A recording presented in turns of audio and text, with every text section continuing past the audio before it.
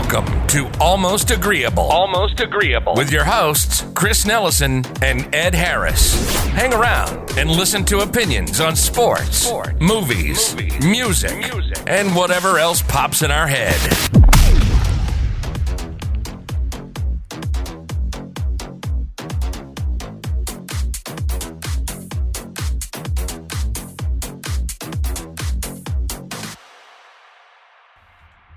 All right, welcome back to another episode of Almost Agreeable, where we talk about stuff. I'm Chris Nellison. Again, I'm Ed Harris. And we're back with you this week, going to be getting into some things, continue our rundowns of the divisions leading up to the NFL season, if there is one, which we hope there is. Today we arrive finally at the last team in the NFC, or last division in the NFC South. After that, we're going to be getting into staying with the NFL, but kind of looking back throughout the NFL's history. We're going to talk about some of the players who were great players, maybe superstars, that never won a Super Bowl. There's a lot of them. Teams, players, there's some of those what ifs, just like, oh, maybe they were almost there, or maybe they were just never close at all. And you're like, man, this guy has been on it for 10, 15 years. Maybe he deserves one. Right. And so pretty much like when you gave those examples of, I came up with two for each one, just off the top of my head. So this is going to be fun when we finally get there. But I guess we can get started now and just start talking about the NFC South, right? We've done the other three divisions in the NFC.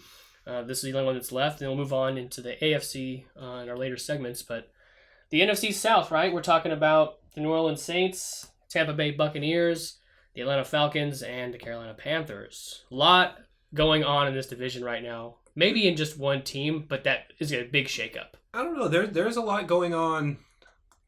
I mean, two of those teams just got new quarterbacks. So there's been a lot of movement throughout this division. I mean, the Saints, who just had Teddy Bridgewater, he helped them out 6 games, went 6-0. Right. Now he's gone, so no backup for Drew Brees. Well, do you know who is the backup for Drew Brees now? Who's the backup? Jameis Winston. Okay, so he just moved from the south to the south, but all right, so there's just a lot of movement in this division, right? And it's usually pretty scrappy. Like, this is low-key one of the most scrappy divisions. Like, people, every year there's kind of a different, person who's clawing their way to the top. It's never really that clear-cut. It's not, because I feel like most off seasons people want to be like, yeah, the Saints, Drew Brees, this and that. But it hasn't always been that way. Yeah. You had the Cam years with the Panthers. Went 15-1, was dominant. Yeah. The Buccaneers really kind of have been mediocre throughout this last decade. Yeah. I would say. The Falcons had their shot. We know how that went.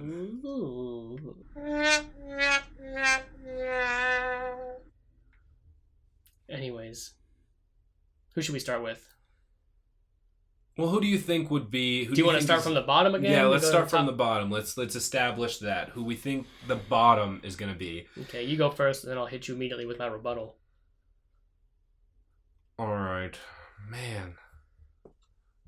Because we're looking at the Falcons, the Bucks, the Saints, and the Panthers. Because I'm just thinking of, at any given moment, they could be very great during a game, and they're usually great towards each other. They have a lot of close games. There's not usually a team in that division who comes out 6-0. No, it doesn't happen. Definitely doesn't happen. So at the bottom, oh boy, I think I gotta go Panthers. I gotta go Panthers at the bottom. I disagree. Okay, look, they've got a new head coach. Okay. They've got a new quarterback. Okay. They've got to fit all of this together and make it work. They have Christian McCaffrey, who is just a dynamite player. Right. But they got to fit everything together. I give every first year coach a pass. So I don't know how they're going to do. They've got to fit it together, but I assume that they're not going to be able to keep up with Drew Brees and Sean Payton, Matt Ryan, and then Tom Brady with a Gronk, with Bruce Arians. Well, yeah, you say with a Gronk, but we also need to talk about Mike Evans and Chris Godwin. Yeah. Yes. So that's why these Panthers are going to be at the bottom. Okay. I think they're going to be number 3. Number 3. Who's? Oh, this. You got a hot one for the last, huh? I do. It's going to be Atlanta. Matty Ice at the bottom? Yeah, dude, because Matty Ice, that shit's about to thaw. Oh, boy. I'll see myself out. Good. No, okay, so look, here's my thing, is that the Falcons, they boast a good offense because of Matt Ryan, because of Julio Jones, right? Todd Gurley coming off one of his worst seasons in the NFL, looking to make a comeback, back to that LA Ram Todd Gurley that we knew, like the offensive player of the year, Todd Gurley. Yeah. But I don't see them. I don't see that they went 7-9 last year. Okay, I don't see them doing any better than that. If anything, I think they lose a couple more games than they did last season. Really? Yeah, I think that they go 2-4 in the division. Whoa. Yep. Who's their wins against? Who are they taking out? They're taking going to out. be home games? They're going to beat the Panthers once. Okay. And they're going to beat. Oh, this is rough, right? They're going to beat Tom Brady. I could see it. Okay. More on that later. No, I mean about the Tom Brady angle. I got more on that you later. Okay. Yeah. But yeah, I mean, I love, like, the Seahawks always just manage to beat the Panthers, whether they're smacking them or edging them out. Like, the last couple years, they're usually able to do very well against the Panthers. Wasn't there like a playoff game where you guys were down by a lot and you almost came back? Yeah. Remember the first thing when I said usually? Okay. Oh, that's what we're doing. Hey, you can't be 100%. Okay. You can't be 100% great all the time. So what are you saying, that you're 90% great most of the time? Yeah. Okay. Yeah. Well, more things we disagree on. Yeah. Okay. But yeah, the Panthers have just really, they've locked up number 4 spot in the NFC South for me. Look. Okay. You say it. New quarterback coming in, new head coach, new system. Okay. But you still have Christian McCaffrey in there, who is every fantasy football player's, number 1 pick most of the time. Wet dream. I was going to say that. Yeah. So you have him. You have that run game. Okay. You bring in Teddy Bridgewater, who before he was Drew Brees' backup, ran a pretty tight ship in Minnesota. I liked what he was doing in Minnesota. I did too. And then, he has this freak accident, this injury that sidelines him forever. Yeah. It's like everyone forgot about him. People didn't even know he was Drew Brees' backup until Drew Brees got hurt. Yeah, they were 2-0, and then he came in. No, they were. Were they? Yeah, no. They were 0-2. They were 0-1. They were 0-1? Right, and then Teddy Bridgewater comes in and wins 6 straight. Teddy Bridgewater came in, and the first game he played was against the Seahawks. And it was butt. And, well, I saw that, and I was like, okay, Seahawks are playing the Saints, but Drew Brees is out. It's just Teddy. It's just Teddy. I remember this conversation. I remember this. It's just Teddy. Yeah. And then Teddy played, he did well. Like, he didn't blow us out of the water, but he played like a quarterback should. He carried the game and really let Alvin Kamara do whatever. He did whatever he wanted against the Seahawks. Right. And Russ threw a pick. He threw a pick 6, and he threw 2 picks overall. Really just did not do well. No, that's very uncharacteristic for Russ, too. Very. But Teddy did nothing wrong. No, he managed the game. Did nothing wrong. He was a game manager. He did well. That's the kind of play that they have. So I think it could work well with McCaffrey, but they've got to put it together. I just don't see Matt Rule coming in and being that, like, Sean McVay of, like, the Wonder Boy coming in and being the hotness. There's so many Wonder Boys now. I know. So who's to say? That's what I'm saying. That's where I'm taking this. That's why I don't think they're at the bottom. I think that they can do something in this first year. Teddy Bridgewater comes in confident at what he did as a backup last season, ready to take the starting position again. Okay, he's been waiting for this opportunity for a long time. He could have stayed with New Orleans, but he wants his shot back. I think he learned a lot from being in New Orleans. Yeah. And I think that helped him grow a lot. So I can understand what you're saying, but I just don't think that the combo of that will be conducive to the team. I guess we'll find out. Well, hopefully we'll find out. Okay, so you're saying Falcons 3rd then? Because I'm saying Falcons 4, Carolina 3. You're saying Carolina 4, yeah. Falcons 3? Falcons are 3. Okay. Falcons are 3. So we can agree about the bottom 2. Yeah. Falcons and Panthers at the bottom. Yep, that's pretty much where they're at. So okay, so why are you putting Falcons at 4 then? Well, so 20th in the league in total defense last season. I didn't see a whole lot of movement to fix that. I don't know that Todd Gurley can recapture that steam he had in LA. I see Matt Ryan losing confidence. I mean, he hasn't looked the same since, 28-3, dude. I mean, but that was also... Yeah, he hasn't looked the same, but that was also literally his best year. His MVP year. Yep. So yeah, he hasn't looked the same since then, but Matt Ryan's never been an elite quarterback. Okay, so that leads me to saying that that's why I don't think he's the guy. I don't think he's going to be taking steps forward. I think his steps forward are done. He's done. His prime is done? Yes. How old is Matt Ryan? I don't know. Oldish. Not as old as Tom fucking Brady.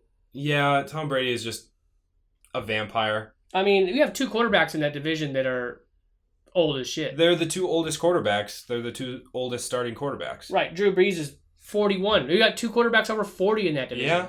Matt Ryan's 35. Like, he's had his years, you know? Oh my God.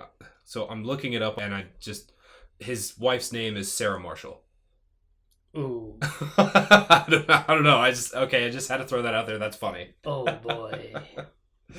That doesn't bode well. But I hope all good things for Matt Ryan. Except that I'm pretty sure he's going to finish 4th in the NFC South next year.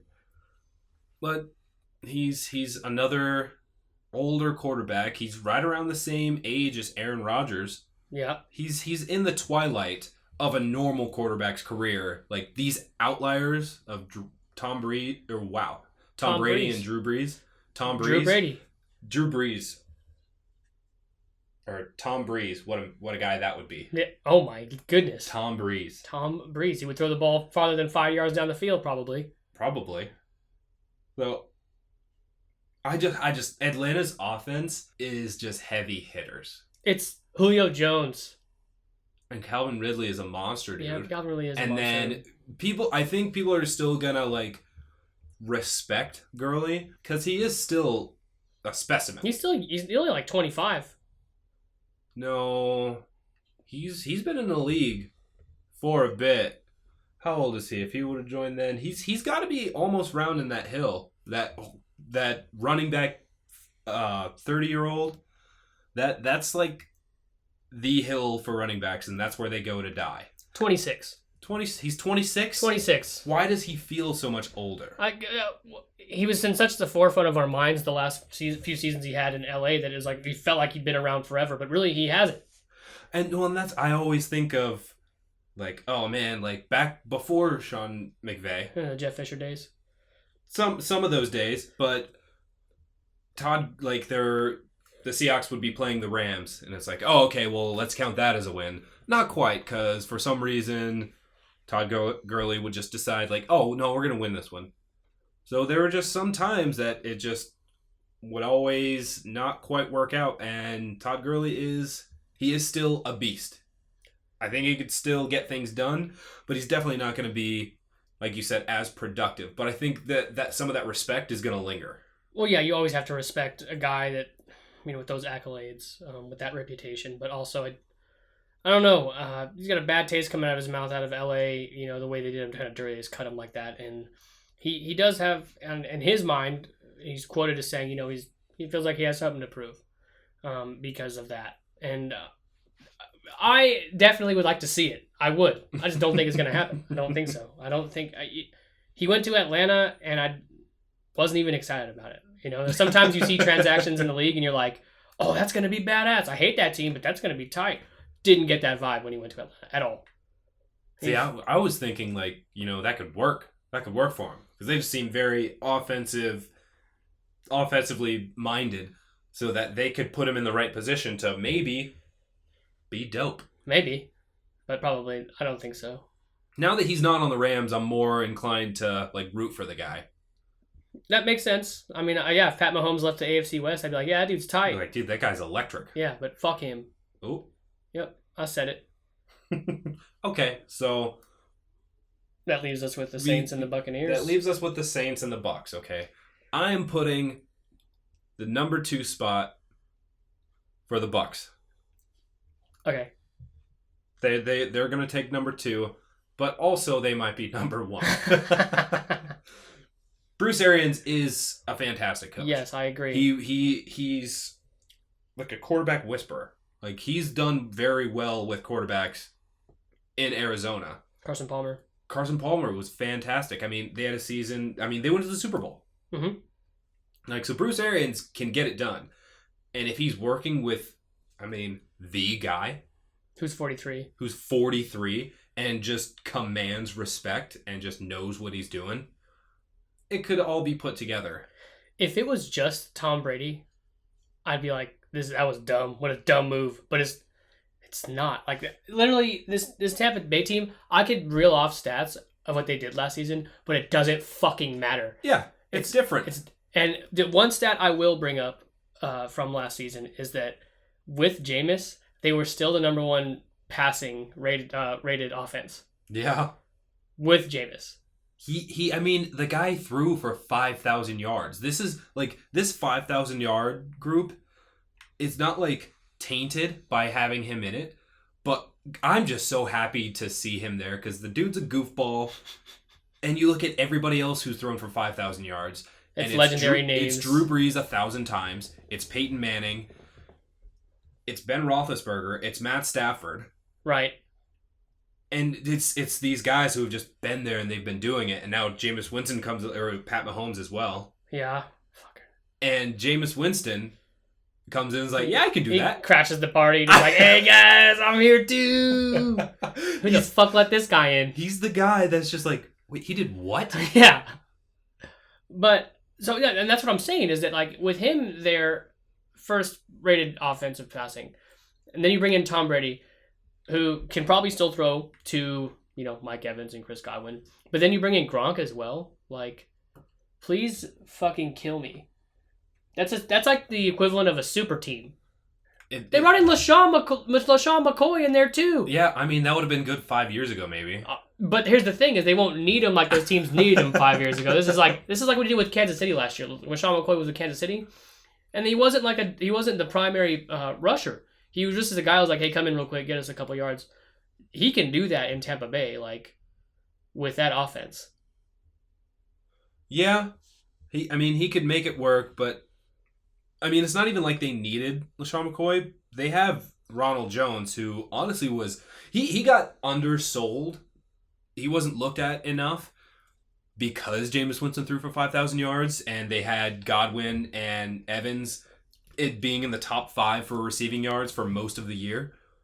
But Ronald Jones was looking great as they were playing throughout the season. Right. And no, I agree with you. And I wasn't trying to take away from him when I brought up LaShawn McCoy.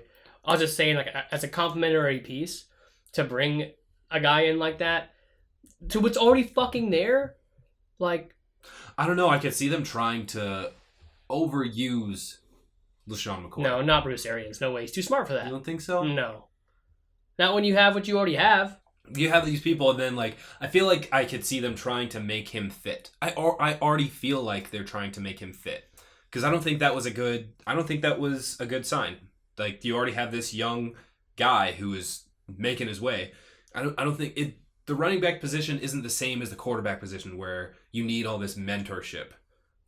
You just kind of learn, like, I don't feel like you can learn these instincts of running these lanes. I don't see the move being that mentorship role. I see it as straight up like you bring in a veteran back to give your primary back, downs or plays off, right?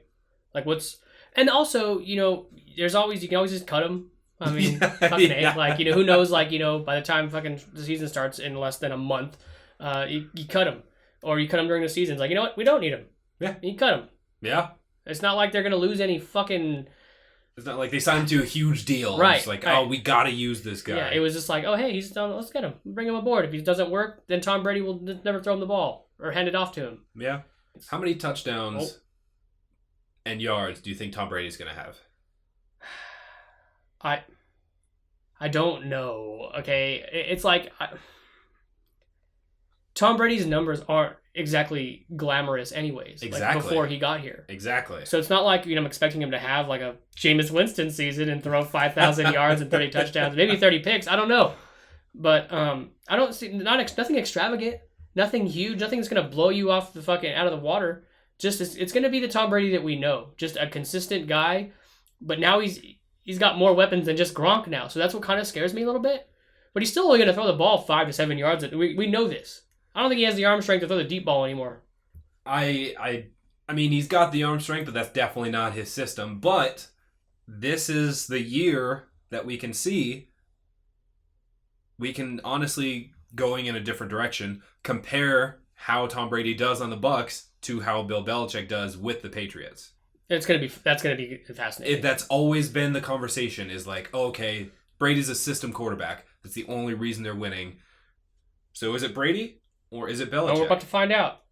We'll find out. But it's not like he went to like some peasant ass coach. He went to Bruce Arians. He went to Bruce Arians. This whole situation in Tampa Bay is not fucking fair. It could be so productive. Yes, it could be scary, and that's why I'm pretty sure you said that you think they're number 2, but they could be number 1. They could be number 1. But that leaves us with the Saints, right? You believe the Saints are gonna be the crown of that division? Yeah. Okay. Yeah. For me, it's close. But just looking at... So all I've been harping on this entire time is like, okay, Panthers are going to be the last because they have a new head coach and because they have a new quarterback. So that's why the Patriots... I'm so used to saying Tom Brady with the Patriots. I guess it has been 20 years. It's been a minute. So the Bucs are going to finish second because, yes, I know it's a prolific player, the GOAT, but it's still a new quarterback coach combo. Right. Bringing in some new people, so they're not going to be as established as the guy who's thrown for the most yards all time. Sean Payton and Drew Brees. Exactly. You can never count those guys out. I'm with you. I have it the same. I have the top 2 the same. I have Saints and then Buccaneers. And then that it really boils down to Sean Payton and Drew Brees. Although, I mean, we can't understate Alvin Kamara at all. I mean, the dude's a fucking beast. And this is a contract year for him. It is. He's got to go out. He's going to show out. So that's going to be scary. For that division's going to be intense, I feel like. I can see that you got Brady coming in feeling like, bro, like I'm coming in, I got to prove myself without Belichick. I'm going to take this division. And you got Drew Brees, who also is on his last leg, like, literally and figuratively. Yeah. Being 41 years old, who still wants to be in that conversation with the greats that have multiple Super Bowls, right? Yeah. I think if he gets another one, I mean, that's what I was rooting for when they got robbed by the Rams. Okay, I wanted a Breeze Brady Super Bowl, and now we'll never get it. No, God damn it. And now we'll never get it. We were robbed because refs are fucking stupid. And I'm not one to always harp on refereeing and officiating, but that was egregious. That's it. It's just egregious. Like, absolutely. Like, the most blatant call on the biggest stage. That just can't happen. Yeah, it wasn't like it was like a Sunday game and like just that zone of like, the Southeast. That was a playoff primetime game in the championship game. That was the NFC. Everybody saw it. Oh my goodness. I just wanted a Breeze Brady Super Bowl. Now we'll never have it. But yeah, he wins one more. He's up there with the greats. I mean, he's already up there statistically because he's thrown for the most yards ever. I mean, I think he has 6 or 7 5,000-yard seasons. Yeah, no, he's a robot. Yeah. Well, so he's a consistent robot. So a stat that I had seen is that he's only thrown one pass. He's only completed one pass more than 35 yards in the air since 2017. And yet he's still he's relying on his guys. He's got, well, he used to have Ted Ginn. Right. He has Michael Thomas. He has Alvin Kamara. And he can catch out of the backfield. I mean, that dude is just, like we already been saying. That guy, yeah. He's electric. So he's got he doesn't need to worry about throwing these deep balls. He's got the yak. Yep. And that yard after catch is a huge stat that, I mean, it's not underlooked at all, but that is a huge stat to have just people who can get you yards after the catch. Right. And before we move on from this division, I wanted to talk about who they're playing this year. You play 2 divisions, obviously, every season. They're playing the NFC North and the AFC West. So notable games to look out for, right? Obviously, they're going to play the Bucs twice. But outside of that, in those two divisions I just mentioned, they're going to play the Chiefs. Yeah. They're going to play the Packers. Yeah. One of the games that's a non-interconference game or interdivision game is against the 49ers.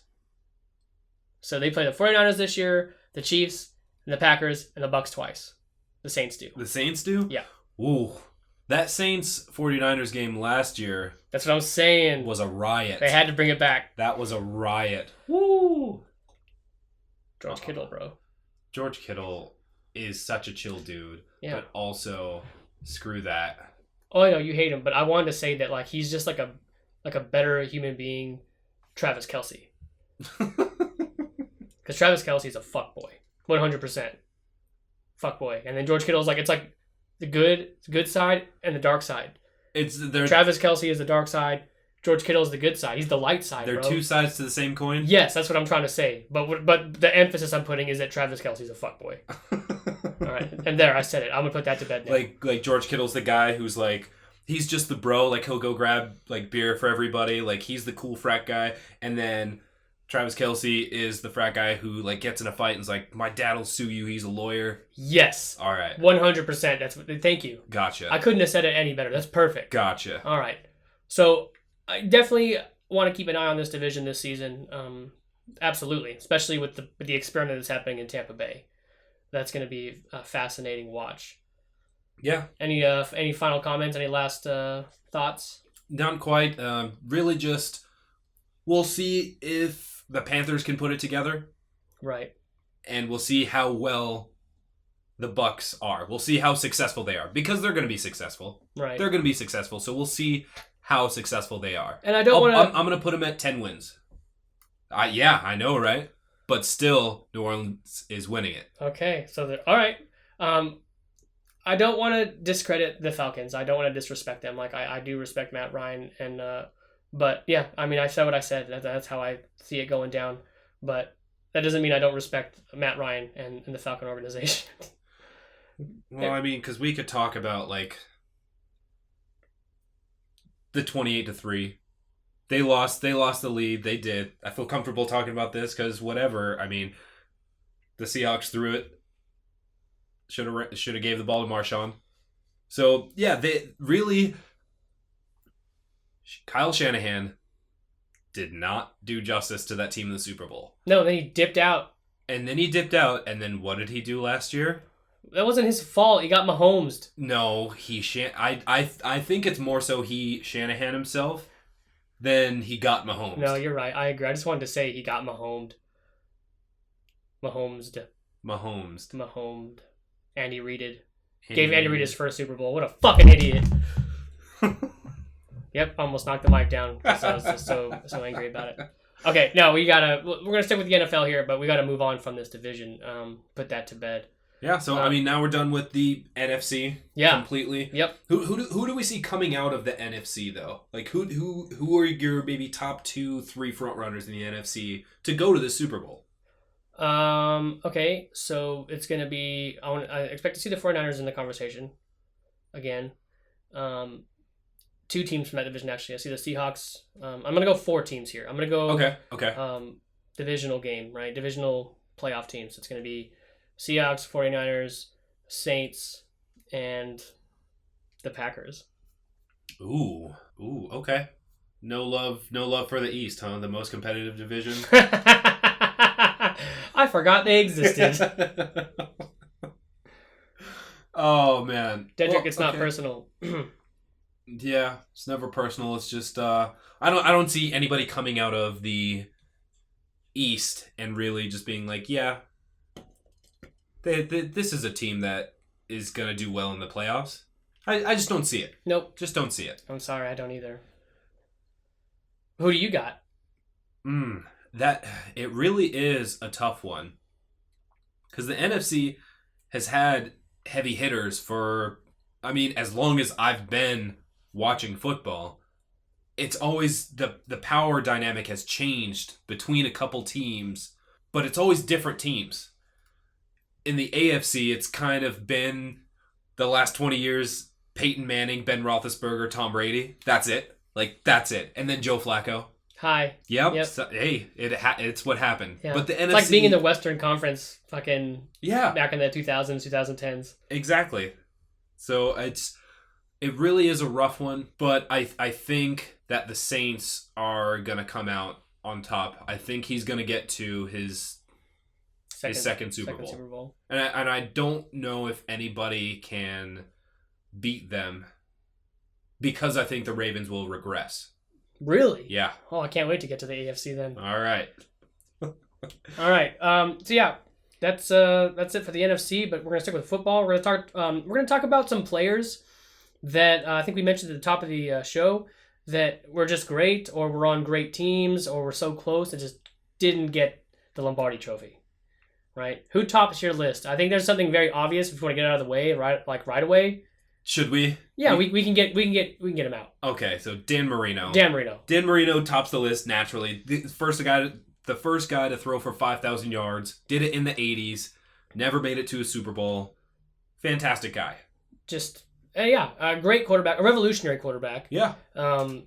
It sucks to see when we've been in our generation, like seeing Breeze and Brady and Manning break all these records. It was Dan Marino's records that they were breaking.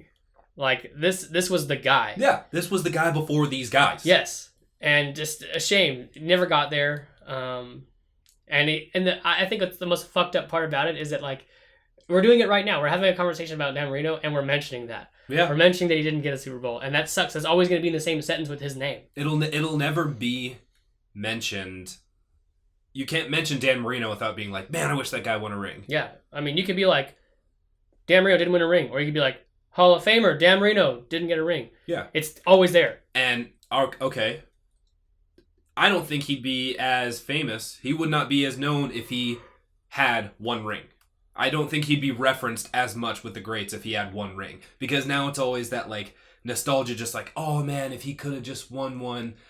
I think it's just his moniker, his identifier, just like, he hasn't won one. I agree for a different reason. Because it sucks. It's like a double standard. It's like, okay, he got a ring, but just one?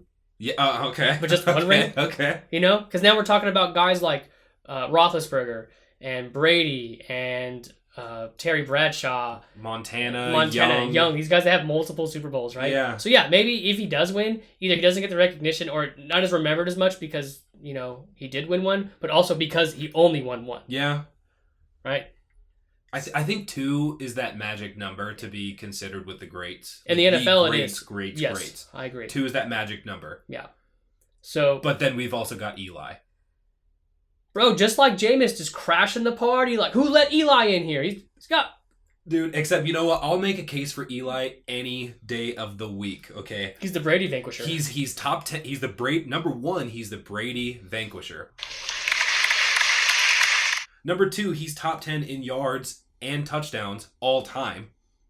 My man. We can't discount that. Is he the superior Manning? No. No. No, absolutely not. No. Absolutely not. He didn't throw for 50. You mean you're talking about Archie? Okay. The Saints great Archie Manning. I had to. All right. Had to do it to him. So who are you thinking about mainly besides Dan Marino? Well, if we're going to stick, because I have a few on my mind, but as long as we're talking about quarterbacks. I mean, I would say anybody. I know, but like for this train of thought right now, like we're talking about quarterbacks. Jim Kelly. Ooh, Jim Kelly. K-Gun, bro. A whole offense named the K-Gun because of Jim Kelly. And then the no-huddle offense, which had to institute a rule change about substituting. So you go to 4 straight Super Bowls and you lose. That's just a heartbreak. That's a heartbreak. Like, watching that 30 for 34 Falls of Buffalo hurts. I've never been a Bills fan. I don't care about the Bills, but watching that, I was like, man, I feel for you. Do you think any Bills fans have watched that thing? Like, would you want to, if you were okay, let's say this happened to the Seahawks. Okay, the Seahawks went to 4 straight and they lost. Would you watch a 30 for 30 about it? I think just because, like, just some masochistic or sadist tendencies, I would just be like, yeah, just hurt me. Yeah. Just let me watch it so I get hurt again. It's rough. Every time I see like Russell Wilson throwing that interception in the Super Bowl, I watch the entire clip and just feel sad. Bro. That came up on NFL's Reddit today, and I was like, this is how I'm going to wake up today? This is what I need in the morning? I do the same thing, Ed, but except for me, it's a snowy night in Foxborough, and Charles Woodson comes in for the corner blitz, and he sacks Tom Brady, and he fumbles the fucking ball. And then the refs come out, incomplete pass. Tom Brady has ruined a lot of good could-be memories. Yes. Me and you both, we've both been hurt by Tom Brady. How did this fucking conversation circle back to Tom Brady? I don't know. We need a support group. Yeah, we should start one. We should have like a meeting here, like on this podcast with victims of Tom Brady. We can have just like a powwow, and we could share our stories. Yeah, my name is Ed Harris. It's been 5 years since my last Brady incident. Yeah, for me it'd be 20. Yeah. Yeah, for me it's been 20 years since my last Brady incident. All right, so yeah, Jim Kelly, the poor bastard. Jim Kelly, poor guy, went to 4. I mean, we could say that team in general. We could say that Bills team. That entire team, that 90s team, really, I mean, statistically should have won one. You go there 4 times straight, but that's just how it happened. What about an 0 for 4, bro? Yeah. So for me, I guess if we're saying a player, definitely LT. LaDainian Tomlinson was a lights out, like that guy was a feared running back. Like he was just productive. He was just so productive. And I remember, I always reference Seahawks stats. So Sean Alexander broke the touchdown record. He ran for 26 touchdowns. That's his number. So that was super cool. The next year, LT breaks it and runs 27 touchdowns. 27 touchdowns. Yeah. That is insane. You want to hear another crazy stat? It's like, 13 of those are probably against the Raiders. Most likely, yeah. Yeah. That's not a real stat. I made it up, but it's probably true. I don't know. Fact check me. It's probably double digits, though. Between 2 games? Oh, hell yeah. He probably ran 10 touchdowns. He's got it in. He always had his best games against the Raiders. That's why I can agree that he's on this list just because I got to see his ass twice a year. Yeah. For his career. What the fuck? Yeah. Him and Phil Rivers. Just doing it. Fucking LT. Who else you got? What are some other guys? Donovan McNabb. Oh man. I mean, that Eagles team was just okay. I was actually gonna go along that kind of route, but in a different sense, because I was gonna reference he's not on the list anymore, but Andy Reid. Yes. Andy Reid going the coaching route. He needed a Super Bowl. Now I'm glad he has one now, but he needed one. But he was so close to being part of this list. Yeah, and I think that thinking about coaches, he definitely would have been at the top if it wasn't for Shanahaning. Yeah. But yeah, back to Donovan McNabb. I mean, it's such a shame to see such an arm talent. He got there so many times. He went to 4 straight NFC Championship games. Yeah. He. Oh my God, that early Eagles team was so good. Oh yeah, I mean that was like the time to be like those Eagle fans were like, bruh. Especially coming off like the '90s of Dallas, just really owning. Mm-hmm. Now you're like, okay, cool. We've got this guy. Yeah, it's our time. It's our time. We've got the guy, and they get there, they just can't quite get it done. It's sad. So yeah, just that list of players, it can go on and on. Just honorable mentions before we finish up and go to hot route. Barry Sanders. Oh yeah. Junior Seau. Dude, yep. Tony Gonzalez. Tony Gonzalez, man, what a guy. Yeah, great guy. One of the few guys on Fox before football games that I enjoy listening. Yeah, to. He's a very insightful guy. Yeah. So yeah, that's okay. It just makes you sad just thinking about like, oh man. What if? What could have been? Yeah. Maybe. Almost. Ooh. Okay, so now we come to the final segment, right? We're talking about hot route. Hot route. I'm gonna go ahead and ask Ed some questions today for this hot route. We're going to switch gears here for a second for a couple questions since the NBA season is about to enter playoffs. Hit me. Okay, the first question here for a hot route. All right, which scenario is more likely of these 3 scenarios? Okay. The Mavericks will take the Clippers to 7 games. The Thunder will do better in the playoffs with CP3 than they ever did in the Russell Westbrook era. And that's like post KD, right? Where it was just Russell. Oh, okay. Okay, yeah, Russell Westbrook era. Yeah. Or do the Trailblazers pose the biggest threat in the West to the LA Lakers? And so it's definitely not the Mavs. I mean, the Mavs may take them to 7, but that's not one of the ones that would be most likely to happen. It would be either the Blazers taking out the Lakers or CP3 actually helps the Thunder perform. Right. I think most likely it's going to be CP3 actually helps the Thunder get somewhere, win a series. Right. Like, get somewhere in the playoffs. But as a close second, Dame is hot right now. My God. Dame stays hot. I said in the last fucking episode that I did not want to see Dame. You know what's going to happen? Dude, Dame stays hot. I feel like they got it. I feel like Paul George and Pat Beverly did this shit on purpose. Like, they're like, hey, let's piss off Dame so he takes the Lakers out of the playoffs. Yeah, probably. Yeah. That's how I'd play it. They're sitting around like, yo, he's just this fucking... Dude, the enemy of my enemy is my friend. Exactly. Get him hot, get him going, they can take him out. All right, so you think CP3. But I think, I think CP3, they actually go somewhere in the playoffs. They get it done. It seems like this team seems to be doing, it seems to be cohesive. Seems to be working. It's not just like a one-man rush show. Right. I love Steven Adams, too. I love that guy. Well, yeah. The dude's awesome. Just great. Yeah. Okay, second hot route.